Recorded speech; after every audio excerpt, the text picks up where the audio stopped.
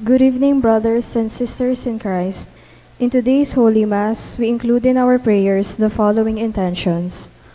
For the thanksgiving of Dr. Annalisa Sangil, Luz Medina and family, Vic and Tita Hinko and children, Tess Laos and family, Norman Edward, Ewa Aulin, Bettina Razon, Ten and Jenny Limson, Calvin Kane Umali, Salamat and Makasaed family, Marisa Roque and family, Tony and Helen Gozun, Dao Aderite and family, Boyet and Odette Dizon, Ralph and Julie Ann Basilio, Mr. and Mrs. Antonio and 𝐗𝐿𝐶 Guevara, Pat and Mai Pingol and family, Ralph and Mia Calma, Ron and Tech Ocampo and family, Jane Masbang and family, Salamat and Soberano family, Paul and 𝐶𝐶 Velarde and family,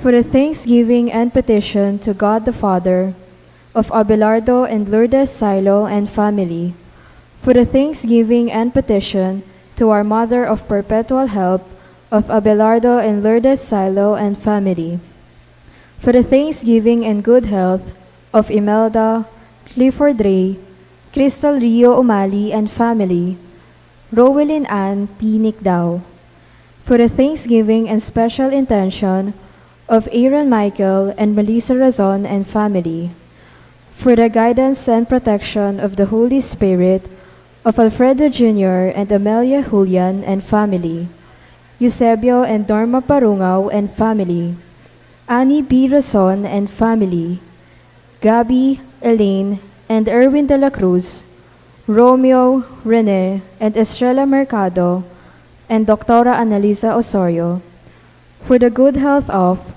Abelardo and Lourdes Silo, for the complete healing and speedy recovery of Mildred and Antoinette Javier, Reynardo Ventura, Fred Caballa, Lorna David, Jerwin G. Ulegue, Elsa Sarmiento, Amelia Serrano, Toby Rivera, and Gloria Pagu, for the special intentions of Vic and Tita Hinko, Sarina and Patricia Foronda, Lori, Romel, Rashid Medina, Dr. Brando and Luella Angeles, Orlando and Rosely Pesigan, Agatha Pesigan, Bernice Angeles, Rebecca Gomez, Choi and Yan Hison, Paulo and Tuesday Hison, Russell, Bianca, and Jared Riz Siron, Victoria Joy Balingit, Joy and Vicky Blanco, Romel, Riza, and Pauline de Rosario, Eleanor Ventura, and for the successful board exam of Julian Angeli Asuncion, Bea Lucel de Rosario, and Carlos D. Hizon.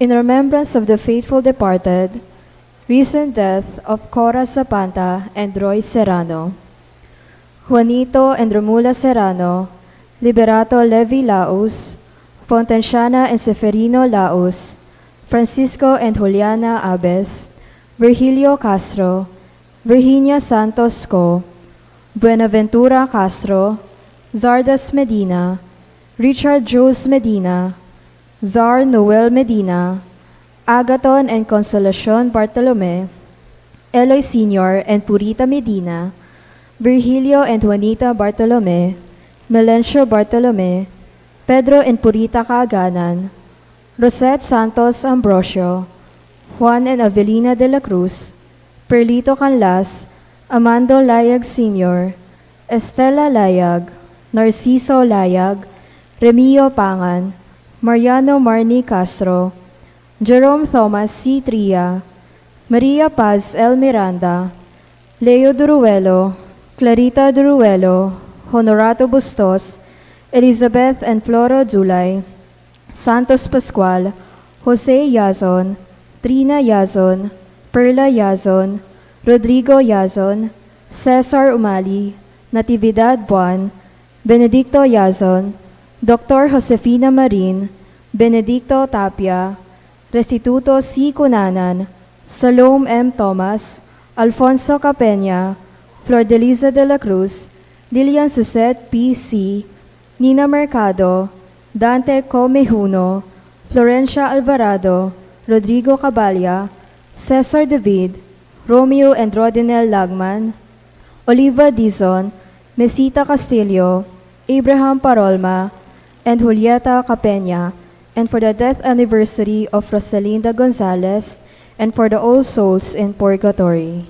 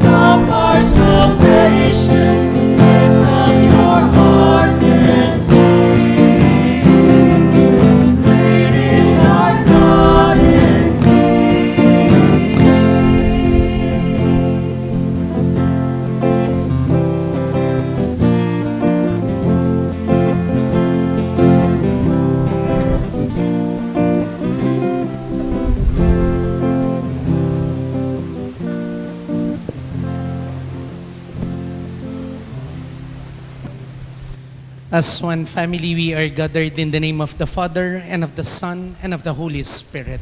Amen. The grace of our Lord Jesus Christ, and the love of God, and the communion of the Holy Spirit be with you all. And with your spirit. Good evening, my dear brothers and sisters. Good evening po, Amo. Today we are celebrating the 17th Sunday in Ordinary Time. And as we prepare to celebrate the mystery of Christ's love, let us now acknowledge our failures and ask the Lord for pardon and strength.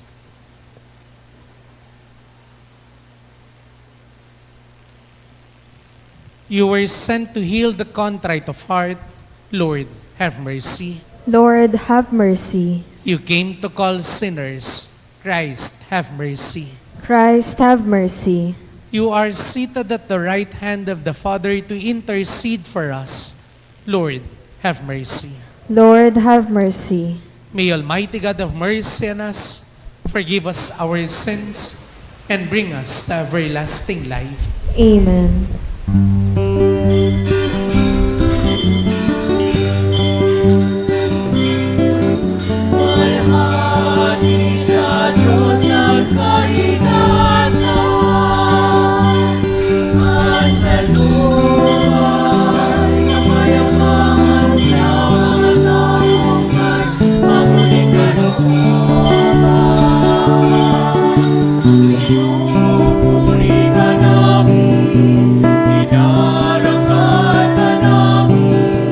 Sinasamba ka namin.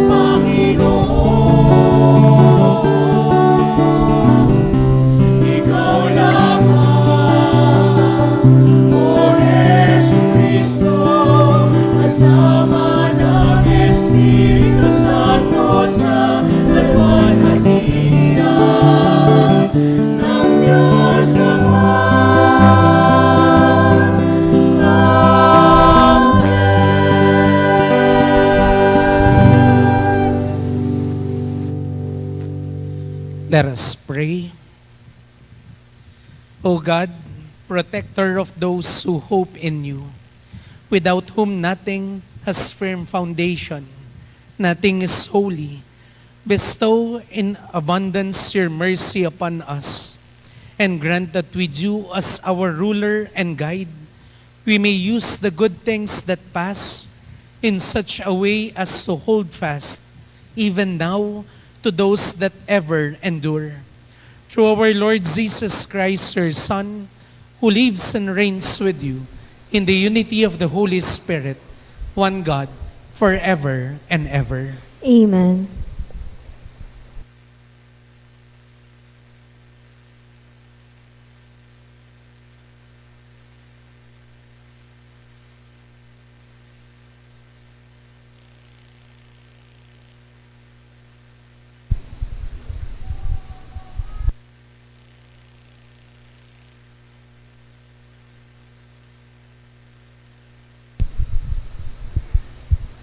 A reading from the first book of Kings. The Lord appeared to Solomon in a dream at night. God said, "Ask something of me, and I will give it to you." Solomon answered, "O Lord my God, you have made me your servant, king to succeed my father David. But I am a mere youth, not knowing at all how to act. I serve you in the midst of the people whom you have chosen, a people so vast that it cannot be numbered or counted. Give your servant, therefore, an understanding heart to judge your people and to distinguish right from wrong. For who is able to govern this vast people of yours?" The Lord was pleased that Solomon made this request. So God said to him, "Because you have asked this, not for a long life for yourself, nor for riches, nor for the life of your enemies, but for understanding, so that you may know what is right, I do as you requested. I give you a heart so wise and understanding that there has never been anyone like you up to now, and after you there will come no one equal to you."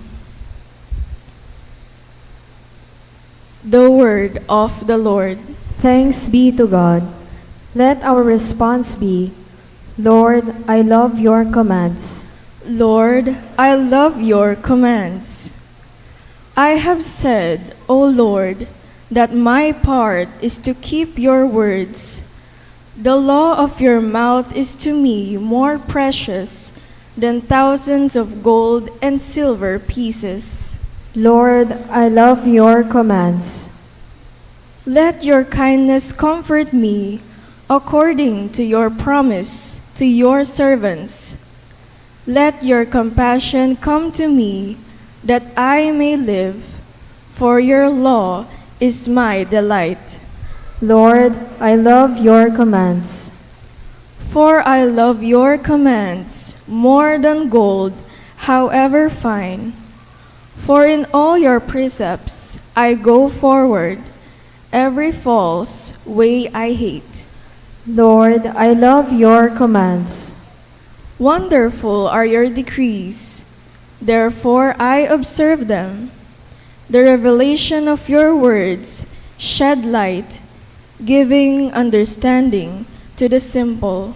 Lord, I love your commands.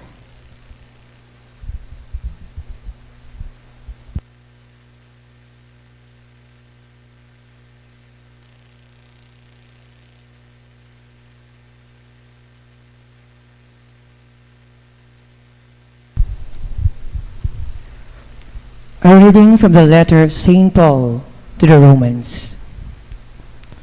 Brothers and sisters, we know that all things work for good for those who love God, who are called according to his purpose. For those he foreknew, he also predestined to be conformed to the image of his Son, so that he might be the firstborn among many brothers and sisters. And those he predestined, he also called. And those he called, he also justified. And those he justified, he also glorified. The word of the Lord. Thanks be to God. We all rise for the Holy Gospel.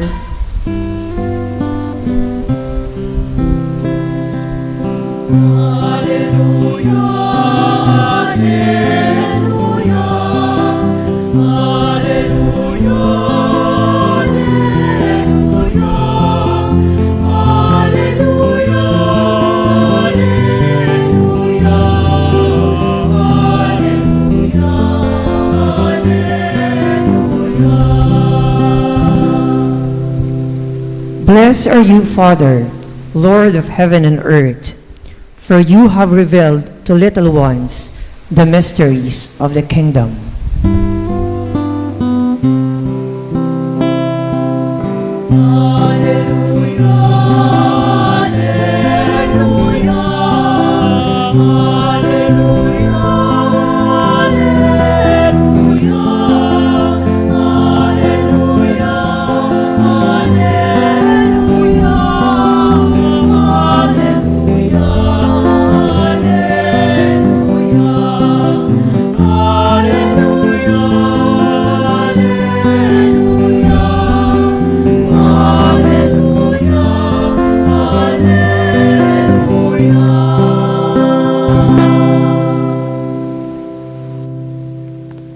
The Lord be with you.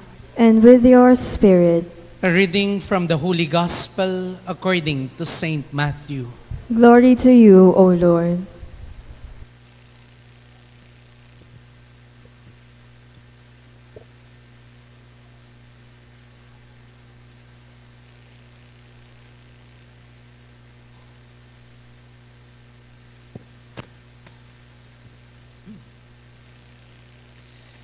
Jesus said to his disciples, "The kingdom of heaven is like a treasure buried in a field, which a person finds and hides again, and out of joy goes and sells all that he has, and buys that field.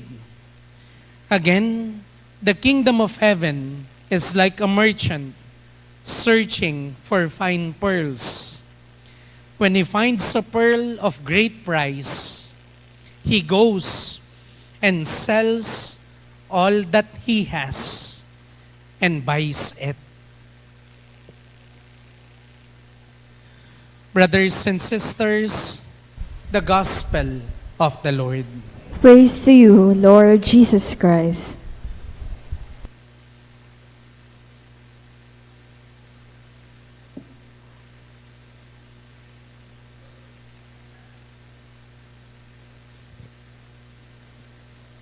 Once again, good evening to everyone. Gutom na yata yung mga dito, hindi sumagot. Good evening again to everyone. Alam niyo po, I met a person many years ago. May nakilala ho akong tao many years ago who was building his corporate career very well. Nag-uumpisa siyang buuin yung kanyang mga pangarap sa corporate world. He was already earning a lot and he had already made many connections in his field. Dami niya nang nakikilalang mga tao. He was already ahead of his peers. Yung mga kasing edad niya, medyo nauungusan niya na ng konti. Because of his determination and a bit of luck, he was already enjoying the luxurious life of a corporate professional. Living a life of comfort, he could already buy anything he wanted. Kahit anong gusto niya, nabibili niya na. He could go to places that his peers didn't even know about. Makapuntahan king 𝐗𝐵𝐿𝐿𝐿𝐿𝐿𝐿𝐿𝐿𝐿. He could eat at different restaurants without considering the price of each meal. Kapag kumakain siya sa mga restaurant, hindi niya man tinitingnan kung magkano yung binibili niya. And he was meeting new acquaintances, especially colleagues on the opposite sex. He was already enjoying the best years of his life at the young age of 23. However, eto pong nakilala kong to, as time passed by, although he was happy with his life, there was still one thing that he was searching for. Yung kahit na anong gawin niya, kahit na anong mapuntahan niya, meron pa rin siyang hinahanap na hindi niya matagpuan sa ibinibigay sa kanya ng kasalukuyang buhay niya. And to cut the story short, he made a leap of faith. Nilundag niya. He left the comfort of his present life and decided to go back to the life that he had left many years ago. His friends asked him, "Sigurado ka ba? Babalikan mo pa yung iniwan mong buhay? Lalo na ngayong maayos na yung buhay, yung bagong buhay na meron ka? Hindi ba nakakapanghinayang? Iiwan mong lahat at babalikan mo yung buhay na wala ka namang kasiguraduhan?" Yun ang tanong ng mga kaibigan niya sa kanya. My dear brothers and sisters, the gospel that we have heard for today, sabi, the kingdom of heaven is like a treasure buried in a field, which a person finds and hides again, and out of joy goes and sells all that he has and buys that field. When I learned that today's gospel was this passage, the first person who came to my mind was that person I met many years ago.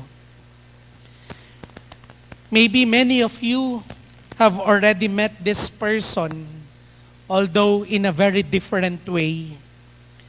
Baka ho, may kaibigan kayo na iniwan niya yung kung anong meron siya at nag-risk sa isang buhay na wala namang kasiguraduhan. Maybe you also have a friend who left a high-paying job abroad just to be with his family here in the Philippines.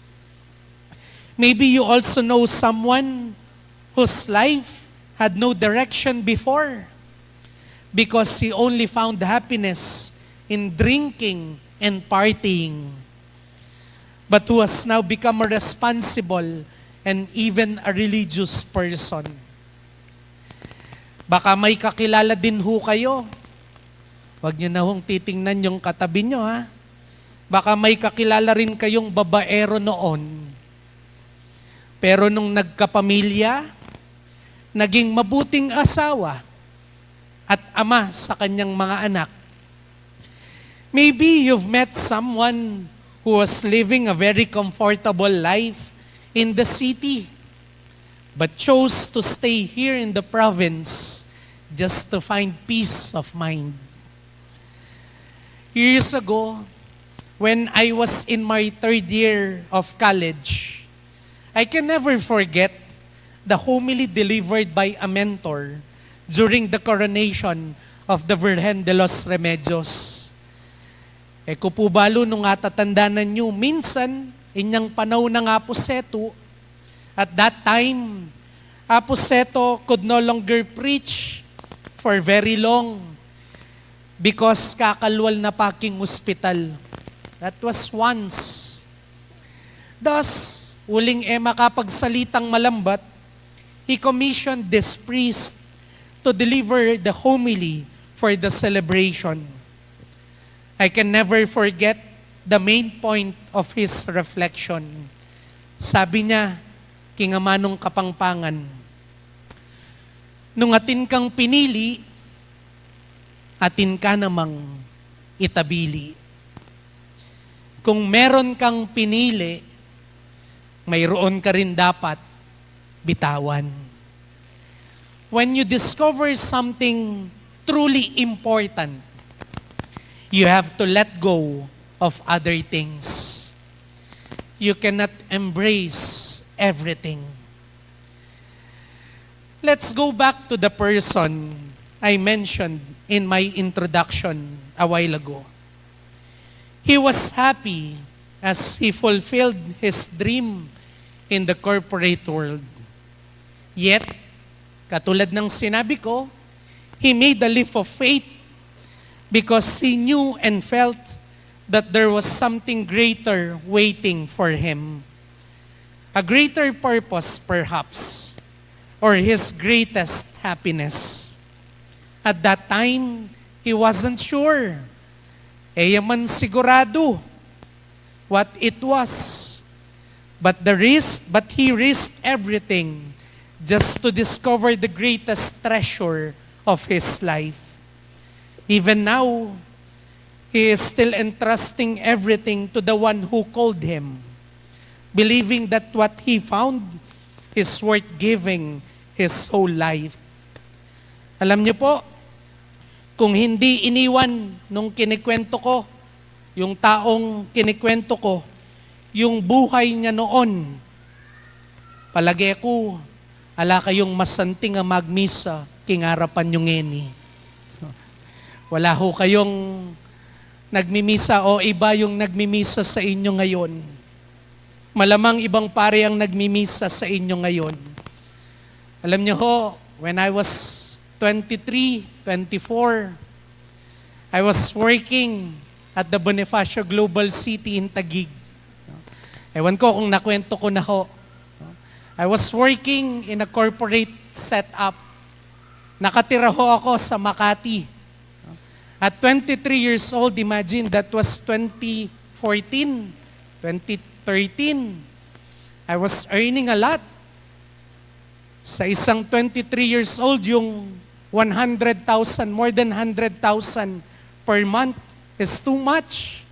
That was 2013, 2014. Ang sarap ho ng buhay ko noon. You cannot imagine the life that I had before. But you know what?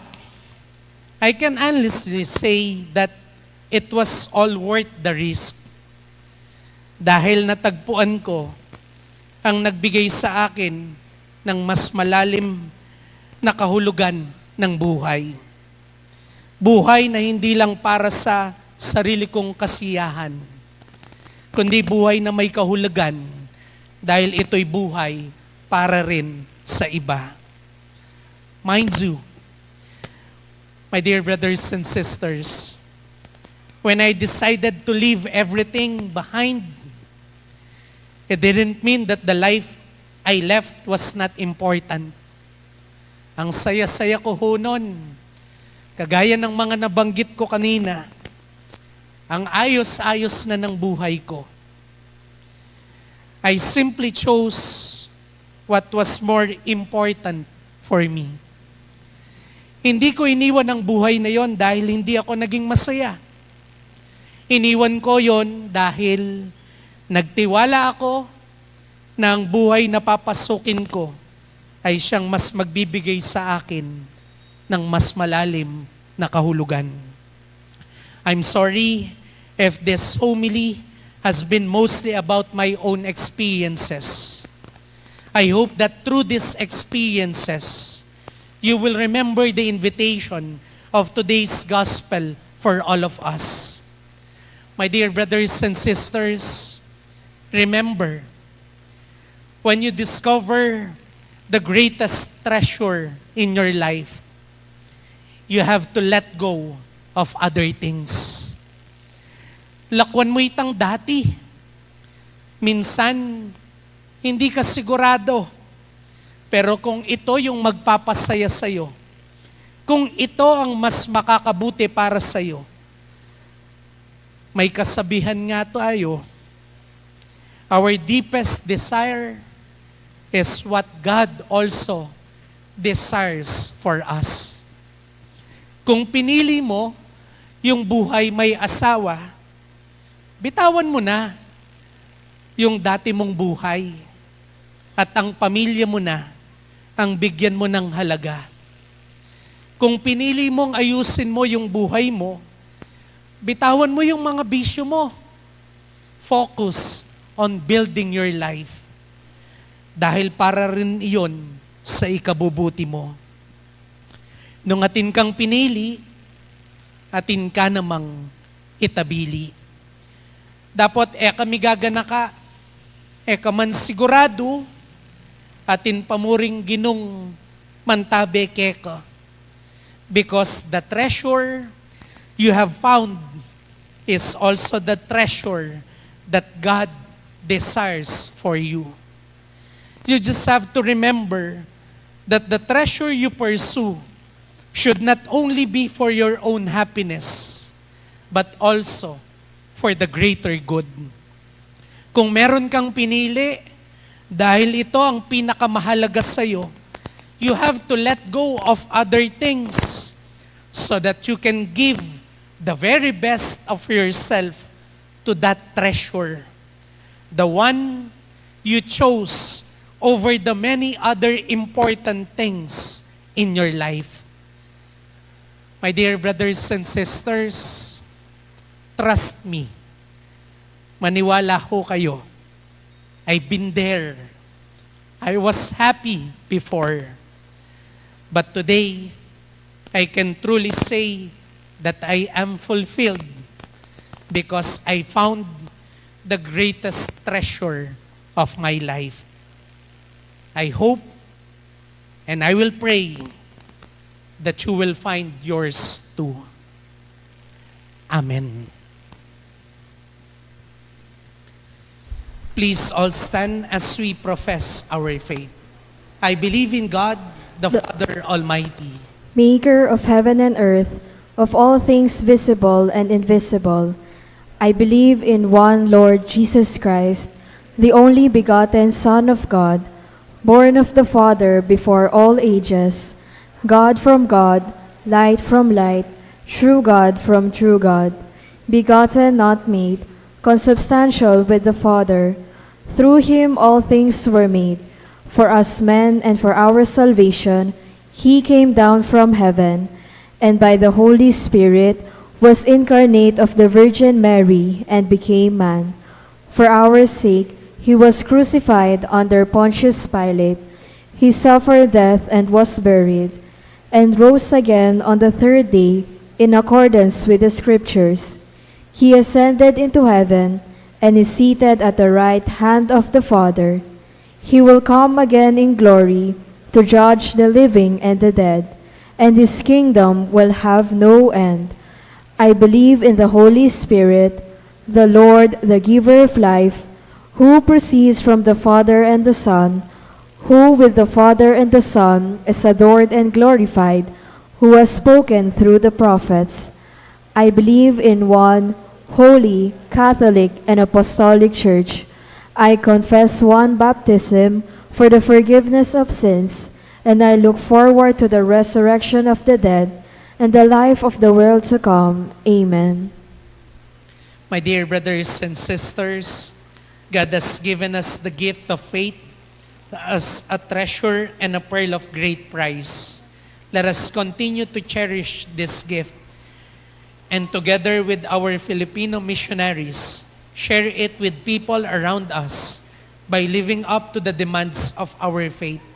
For every petition we say, Lord, hear your people. Lord, hear your people.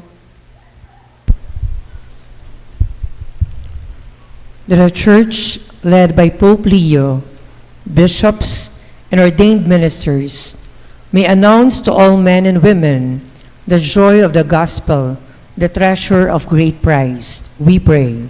Lord, hear your people. That leaders of nations may be given an understanding heart to distinguish right from wrong and to govern the people justly and in peace. We pray. Lord, hear your people. That those who are rich in talents and possessions may put their gifts and goods at the service of people, especially the poor, the sick, and the needy. We pray. Lord, hear your people.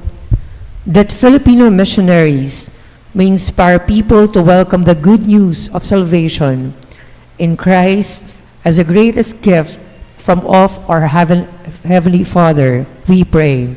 Lord, hear your people. That the Lord may bless grandparents and the elderly with health, peace, and joy, honoring them as treasures of wisdom and faith. We pray. Lord, hear your people. Let us pray for the urgent concerns of our community and our personal intentions. We pray. Lord, hear your people. Most loving Father, hear the prayers of your people. Let your kingdom come to us and open our hearts to our brothers and sisters who hunger and thirst for your word. Grant this through Christ our Lord. Amen.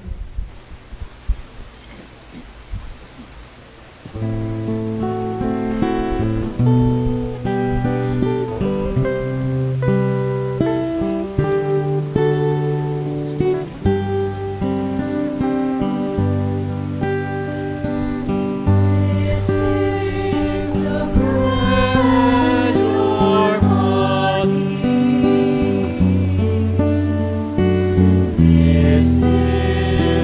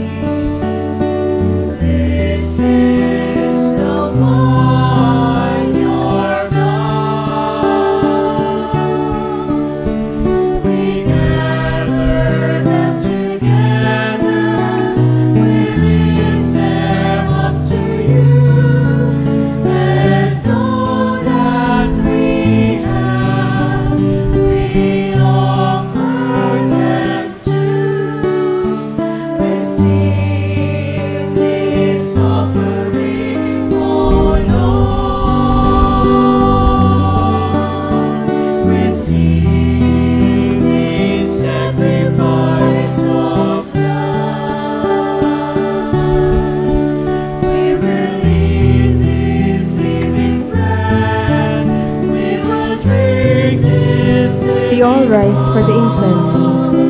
Bless them with your spirit as we offer and bring them to you.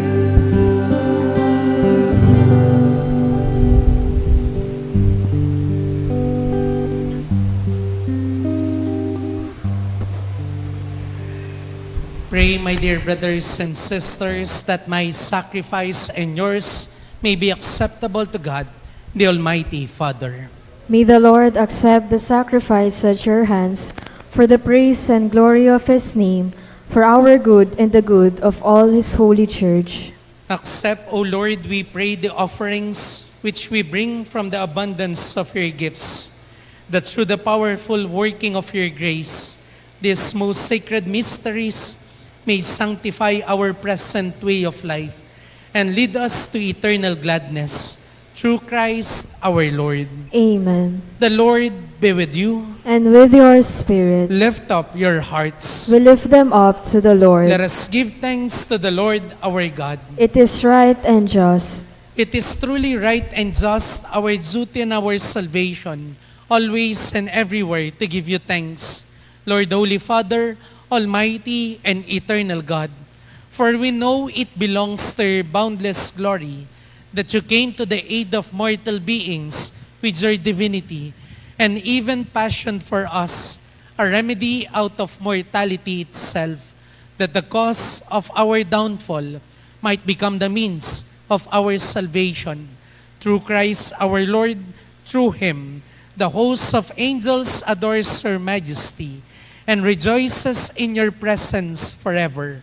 May our voices, we pray, join with theirs in one chorus of exultant praise as we acclaim.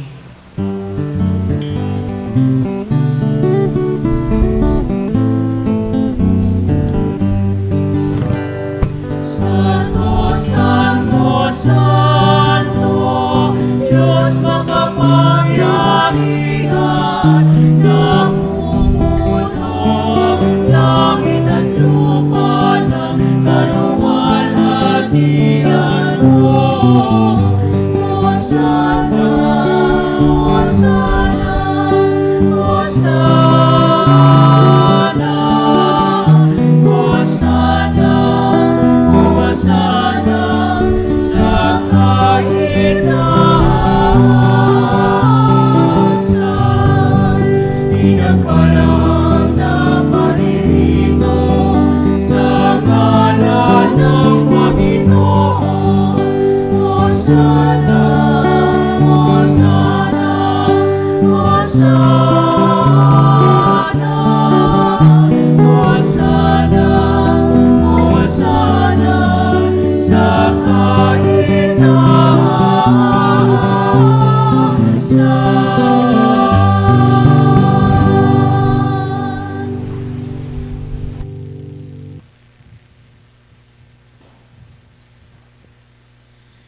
You are indeed holy, O Lord, the fount of all holiness. Make holy, therefore, these gifts, we pray, by sending down your Spirit upon them like the dewfall, so that they may become for us the body and blood of our Lord Jesus Christ. At the time he was betrayed and entered willingly into his passion, he took bread, giving thanks and praise. He broke the bread and gave it to his disciples and said, "Take this, all of you, and eat of it. For this is my body, which will be given up for you."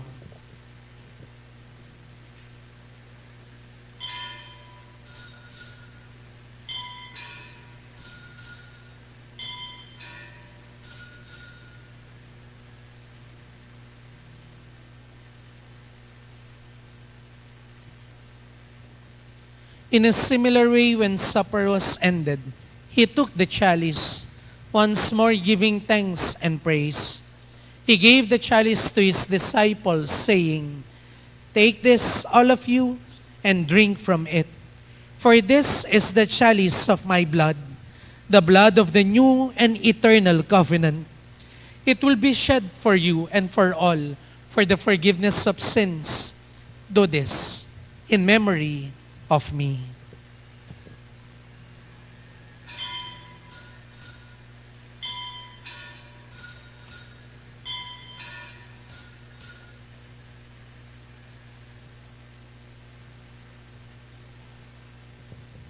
Let us proclaim the mystery of faith.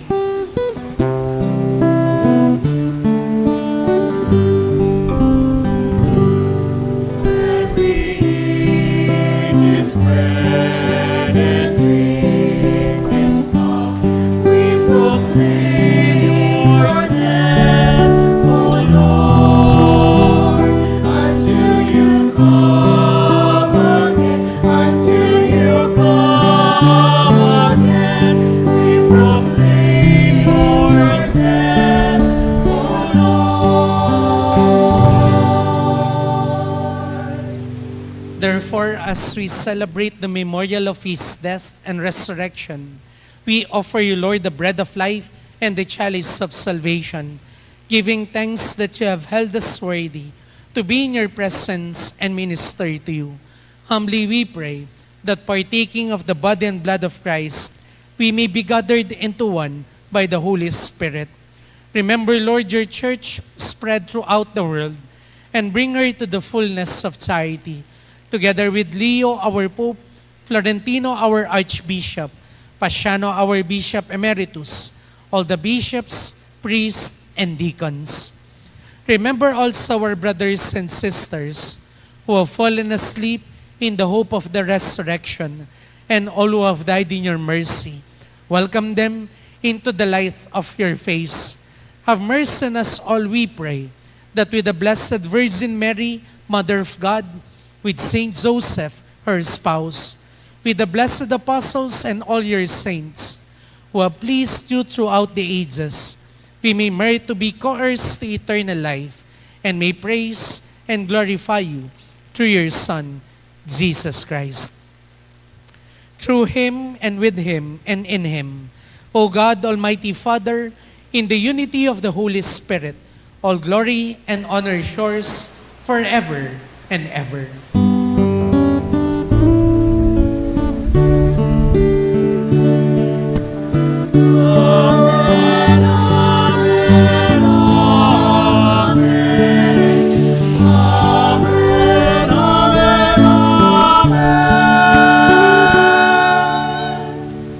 Jesus taught us to call God our Father, and so we have the courage to pray.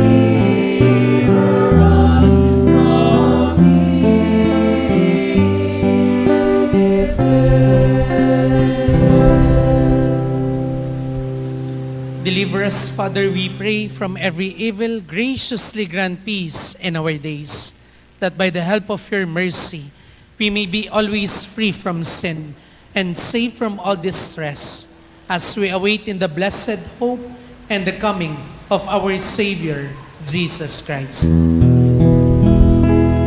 For the kingdom, the power, and the glory are yours now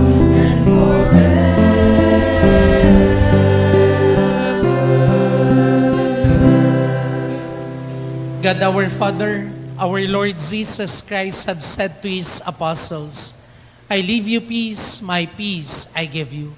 Look not on our sins, but on the faith of her church, and graciously grant her peace and unity of her kingdom, where you live forever and ever. Amen. The peace of the Lord be with you always. And with your spirit. Let us now offer each other the sign of peace.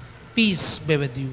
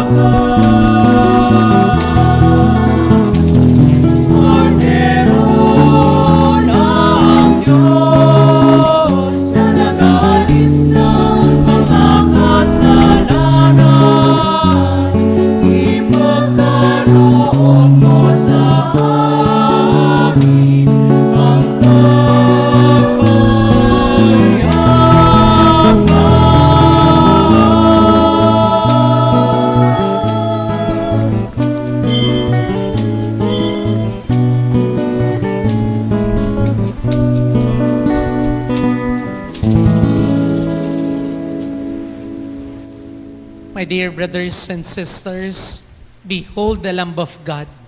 Behold him who takes away the sins of the world. Blessed are those called to the supper of the Lamb.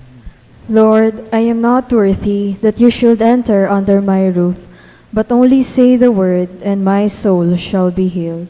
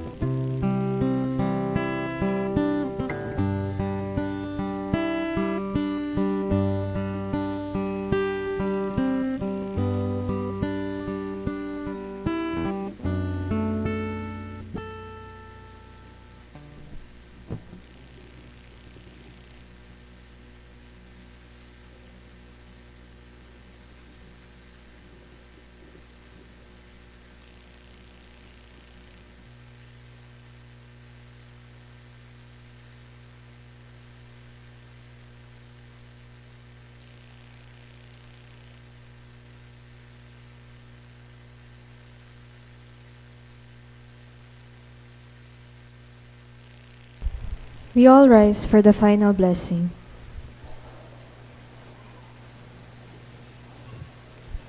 Let us pray. We have consumed, O Lord, this divine sacrament, the perpetual memorial of the passion of your Son. Grant, we pray, that this gift, which He Himself gave us with love beyond all telling, may profit us for salvation. Through Christ our Lord. Amen. The Lord be with you, And with your spirit. and may Almighty God bless you, the Father, the Son, and the Holy Spirit. Amen. Our Mass is ended. Go in peace, glorifying the Lord by your life. Thanks be to God.